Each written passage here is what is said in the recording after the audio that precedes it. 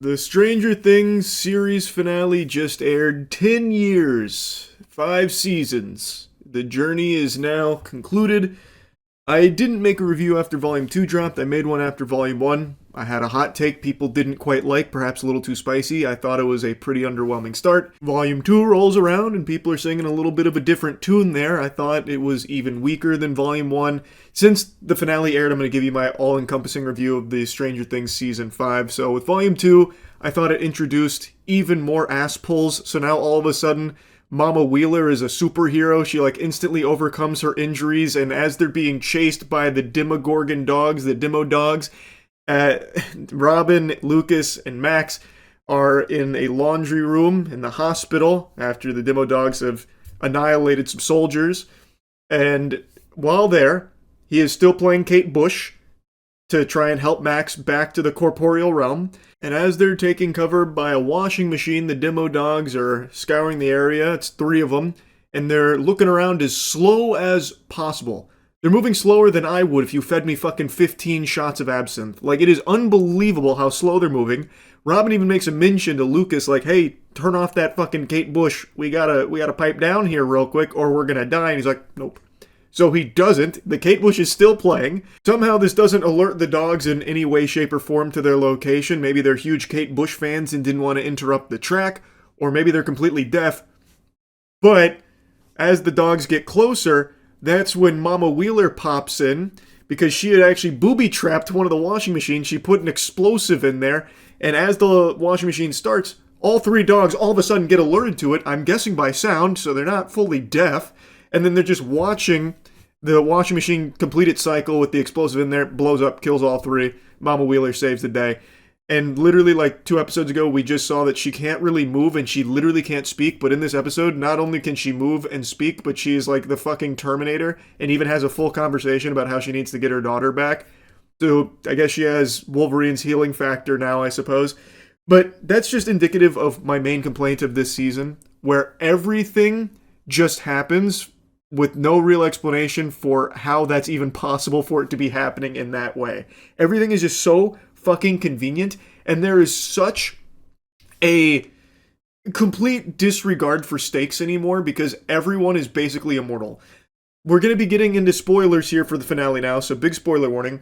I thought for sure in the finale this is where it was going to get dark, like they had hinted at so many times about there's going to be dark Christmas for Stranger Things, that kind of thing. And still, even in the finale, nobody dies, except for one character they brought back, which was Elle's sister, who we hadn't seen since Season 2 in the most hated episode in the entire fucking history of the series, basically. Well, second only to the conclusion of Volume 2, I suppose. So a character we don't know, can't really care about, who had very little screen time in the season, is the one they decided to kill as the emotional moment. But there was just a complete reluctance here from the writers to actually kill off characters that would have made sense to kill off in that moment for a whole completed character arc, and to remind the audience that this is an intense situation. This is, life or death scenarios. It's not Weenie Hut Jr. Previous seasons, they had no problem doing that. Killing off Eddie in last season, for example. I thought they executed that very well. It was emotional. But in this season, they almost kind of make his death a joke. It really feels worthless because the Upside Down is no longer a scary enemy in and of itself. The Upside Down is basically just going to the park, except it's dark and cloudy. That's it. Those bats that annihilated Eddie, that he sacrificed himself trying to save everyone with those bats, they're not even here. They don't exist anymore. I guess the bats were so impressed with his courage that they all killed themselves. I mean, you could make a leap saying the military went in and wiped them all out. Maybe, I guess. That's not something they showed. Or you could talk about Vecna's pseudo-defeat, maybe having all the bats go extinct. I guess, maybe. But even still, that choice to no longer have actual enemies or terror in the Upside Down takes so much wind out of its sails. You can literally just fucking spring break there. And they spend most of the season doing that in the Upside Down. I just don't like how afraid they were to kill off characters, or even really put them in scenarios of peril where you thought they might die. There was only 1 or 2 moments where I thought, oh, this character's going to die here, and then they didn't. And I don't want this to get twisted because you don't have to have characters dying left and right in order to make it a compelling emotional story. But Stranger Things, across 4 seasons, did use that as a very effective tool in this universe. So to have it all of a sudden no longer be present in any way, shape, or form, it feels underwhelming, especially for what's supposed to be the gloves coming off final season finale that we'd been building to for a fucking decade. And it just felt so easy for them to do exactly what they wanted, everything falling exactly how they needed it to according to plan. And if things were a little cattywampus out of whack, it was like that to fix it. It just felt so simple for them. So I just leave feeling underwhelmed. Now, of course, everyone was talking about and making fun of Volume 2's final episode with Will, taking control of Vecna and turning his head saying, run, that kind of thing. And also the Will coming out scene, a lot of people were clowning on that for being not very great, especially compared to how they handled similar subject matter in the previous season, where they turned it into a basically Avengers in-game moment, or like Lord of the Rings and my axe, that kind of thing. It does just feel like season 5 felt very rushed in its writing, where they knew what points they wanted to hit, and they kind of just threw caution to the wind to getting to those points in the plot. Like the Mind Flayer being brought back into the fold. I actually like that explanation for how the Mind Flayer played into Vecna and how they were basically, in this symbiotic relationship with one another. Mind Flayer maybe controlling Vecna, but actually not really. Vecna, Henry, he agreed with everything he was shown there, and they are one entity. Very cool, considering we were all led to believe that it was Henry controlling the Mind Flayer. I thought that was cool. We get a little bit of Henry's backstory, which was all right. I didn't love his backstory all that much, but it was decent. What I did really like was the explanation for what the Upside Down is, being a wormhole. I thought that was great. I thought that was a very cool explanation, and it did add a lot to the finale, where it's like his plan is to merge the Abyss, which is where, Henry was blasted, banished to the fucking Shadow Realm in the back rooms, sent him there, and then that wormhole ties into L's origins. And now that connects Abyss and Hawkins, and the plan is to bring the Abyss and merge it with our dimension, our world, and they have to stop that. I thought that was all very cool. I really liked that. I don't think it was all bad or anything like that. There are some things I liked. I thought there were even some great moments in the season, but on the whole, it just feels like a lot of it was super rushed, and overall I find it to be the weakest season in the franchise, and being the series finale, the final season, that just leaves me feeling a little underwhelmed. All I'm saying, just a little disappointing, because some characters that we had watched for 4 seasons prior barely had anything to do in this season. For example, Joyce and Jonathan, it feels like they're not even related anymore. I don't think there is a single moment in this season where Joyce and Jonathan even spoke to each other in anything that resembles love or family. Whereas before, that was a very fleshed out relationship, and now all of a sudden they're fucking strangers to one another. They just brought in so many characters into the fold that some of them that we had followed for a decade just didn't have a whole lot to do, and just didn't do fucking anything, really. And one of the main characters in Season 5, Holly, is a character that had nothing to do for the previous 4 seasons, but now has more screen time than I think any other individual character from the main cast. So that's just kind of like a weird decision to make, where now all of a sudden you're bringing in yet another character in an already jam-packed series of characters that now we're spending most of the time with, and kind of sidelining the others, putting them on the bench. Just, it felt like an odd direction to take it. I don't think Holly was a bad character, and the arc she goes on with being kidnapped by Henry and everything, I thought was a pretty compelling piece to this season. But I also don't think it necessitated that much screen time and that much focus, which was taken away from the rest of the crew, who then, when we see them, they basically solved all the problems and are in position now to execute their plan, and you're left wondering, well, how the fuck did we even get to this point? You know what I mean? Those are kind of like my broad strokes impressions of Season 5 as a whole, but I want to talk specifically now about the finale, because I liked the finale much more than most of the episodes of this season. But that's not to say it's perfect, and I want to get the complaints on the finale out of the way right now. The biggest complaint I have is just how easy it was to defeat Vecna and the Mind Flayer. They look like actual chumps.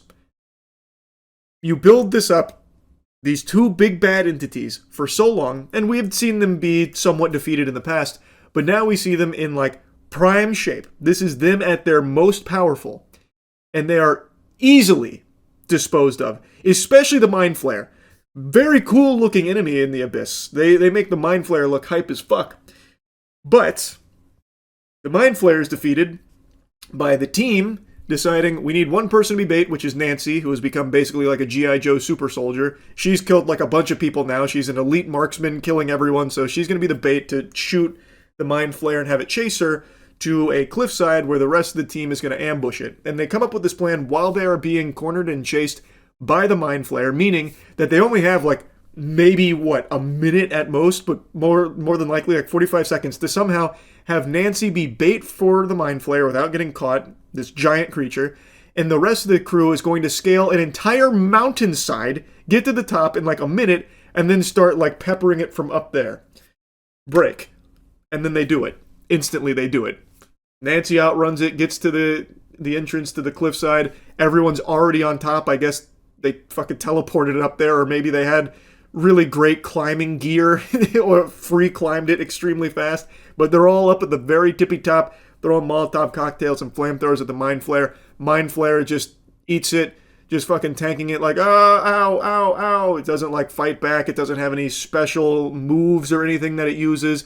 Dustin and Steve go under and start fucking jabbing it with their spears. And that's how they're able to stop the Mind Flayer. While inside, 11 is in a psychic battle with Henry, Vecna, and it's very easy for her to beat him. Because, of course, there is a hive mind, so as they're hurting the Mind Flayer, Henry's getting hurt too, but I don't know, it just felt like extremely easy. Like, very easy. She just kind of, like, ragdolls him a couple times, and then, like, he fights back a little bit, kinda, and then she pushes him onto a spike with the help of Will, who's, like, impeding his ability to fight back super well. But I don't know, man. You build up for all this, and then it's that easy to defeat them. It just, I don't know, it just, like I said, feels just a little underwhelming is all. And my other big complaint is the military here. They're just like the evil presence that wants to just make more psychic soldiers, so they want to kidnap Elle. And that's all they really care about. So after they save the day, prevent the Abyss from crashing through, as they're escaping, the military was aware of their plan because they were able to, intercept the others, put it all together. They ambushed them. Big burp, huge belch. And while ambushing them, that's where Elle makes like the heroic sacrifice. And then fast forward 18 months, the military's completely left Hawkins, and all of the characters are back to life as normal. Excuse me? Nancy herself mowed down like 6 soldiers we saw, like from the top of a truck. She just kills like 6 dudes. Hopper killed probably like fucking 40 of them. Like a lot of soldiers died as a result of our team here that we follow. And I mean like directly killed by them. Shot. Murdered. Like not an accident where like a piece of debris fell on them. I mean like deliberately they were killed by them. And yet the military just lets them go. I was shocked to see that. I thought there'd be like an explanation where like in order to prevent the secrets from getting out, they felt obligated to let them go, sworn to secrecy or something. No, nothing like that. Even after losing so many soldiers, even after a multi-billion-dollar plan here with the psychic program and all of this military personnel that is now dead, all of the destroyed equipment, everything ruined, the military still just lets them go. What the fuck? I was so confused. But again, that's what I'm saying. It just feels like a lot of it's just for the sake of convenience with no real explanation. It just feels rushed. Like, that's crazy to me that after all of that, they just immediately, like, release them. There's not even a mention of them, like, spending time in jail or something and reaching some kind of deal. They're just instantly free to go. Like, after Elle sacrificed herself, I guess Dr. K was like, well, time's up. And then just said, all right, hey, scram. We're going to go ahead and leave now. Nothing more to be done here. Unless I missed something, but I don't think I did. And even if I did, I really can't think of any explanation where they'd be like, oh yeah, all those soldiers you killed and everything that you've done here that was highly illegal that led to so much death and so much destruction, we're okay with that. We're just gonna leave and let bygones be bygones. That was weird. That was just weird is all. And I don't want to harp too much on the negatives because like I said, there were a lot of things I liked about it. But man, come on, for the final fight, it is over in less than 10 minutes and not a single Demogorgon? Like, you're fighting on their home turf. Not a single bat, not a single Demogorgon. It's just Vecna, just Mind Flayer, and they just get fucking slammed. They get their hams steamed instantly by the team here. Like, come on. It just felt like such a weak final fight. Like, it wasn't climactic. Like, the actual death of Vecna, I thought they did great. Like, after he's defeated, everything that happened after he died, I thought was solid. Basically, everything once Vecna died, and, well, excluding the stuff with the military, I thought was handled well. Like, I love Joyce being the one to deliver the final blow to Vecna. I love seeing how awful Vecna was to the cast. Every traumatic experience they went through, having a flashback to it, having seen all of these horrible, irredeemable things that Henry was responsible for before Joyce delivering the final blow, I thought they nailed. But not having like a real, like, you know, intense final fight just weakens that experience. And to have the Abyss, this new area, this new planet that we are told is the home turf where all the Demogorgon, bats, all the nasty evil shit lives. This is their home turf. You're expecting it to be salty spittoon, crazy, scary. But then you get there, all of our heroes get there, it is completely empty. A barren wasteland, more empty than a fucking blockbuster. Not a single iota of life to be found outside of them instantly going to Vecna and the Mind Flayer. There is nothing else there that impedes them on their journey. It just feels super rushed. Now, I want to get to some of the things I liked here about the final episode.